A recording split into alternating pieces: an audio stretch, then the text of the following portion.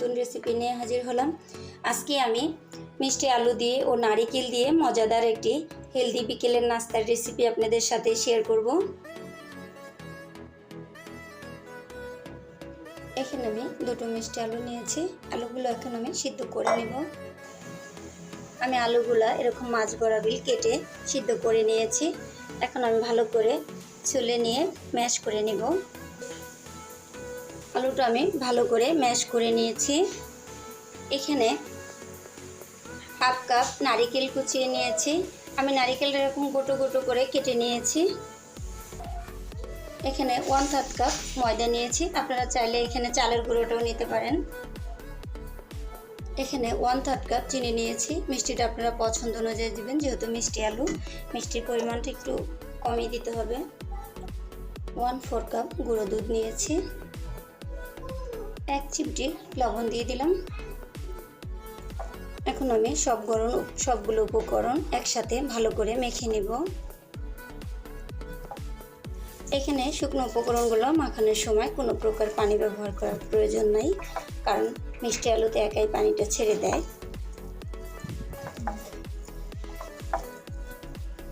এখন আমি মেখে নিয়েছি। আমি এখন চুলায় চলে যাব। এখানে আমি কিছু তেল আগে থেকে একটু লো হিট দিয়ে দিয়েছি। আমি এখন বড়গুলো এভাবে শেপ দিয়ে নেব। আপনারা যে কোনো ডিজাইনের শেপটা দিয়ে নিতে পারেন।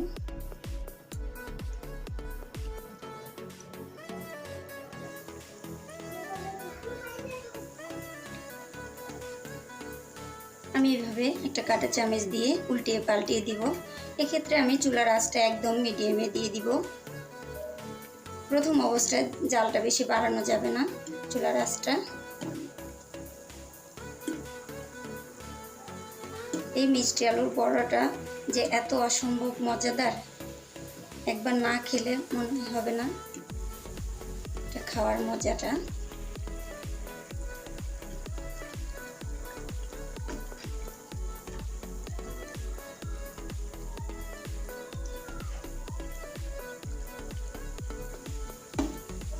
এখন আমি চুলার আঁচটা হালকা একটু বাড়িয়ে দিয়েছি। আমি এরকম গোল্ডেন কালার করে ভেজে নিয়েছি। আপনারা চাইলে এর থেকে একটু ডিপ কালারটা করেও ভেজে নিতে পারেন।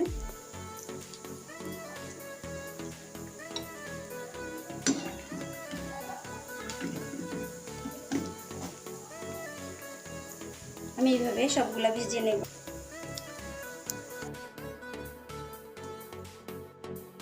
তৈরি হয়ে গেল আমার মিষ্টি আলুর বড়া।